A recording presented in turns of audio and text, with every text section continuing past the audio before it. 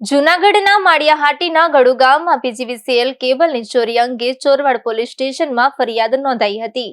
ફરિયાદી દીપકભાઈ Balubhai Vadher, Rajesh power service અમદાવાદના પ્રતિનિધિ દ્વારા આપવામાં આવેલી ફરિયાદમાં જણાવાયું હતું કે કોન્ટ્રાક્ટરે કેબલના ડ્રમની ચોરી કરી લીધી છે। ચોરવાડ પોલીસે ત્વરિત કાર્યવાહી હાથ ધરી અને તપાસ દરમિયાન ચોરીમાં ઉપયોગ થયેલા પિકઅપ બોલેરો અને ડ્રાઈવર પર નજર રાખી હતી। પૂછપરછમાં ઇલ્મુદ્દીન ઇબ્રાહિમ ઇકાસણી અને મુખ્ય આરોપી તોશિબ જમાલ કેસુરની ઓળખ કરવામાં આવી છે।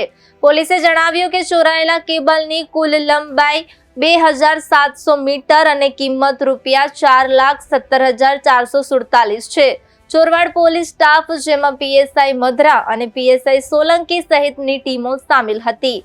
મહત્વપૂર્ણ કામગીરી કરીને મુખ્ય આરોપી તોશિબ જમાલ કેસુરને પકડવામાં સફળ રહ્યા છે। પોલીસ અધિકારીઓએ જણાવ્યું કે આગળની કાર્યવાહી ચાલુ છે અને વધુ કેબલ ચોરી સંબંધિત કેસ ઉકેલવા માટે તપાસ સક્રિય રીતે ચાલી રહી છે।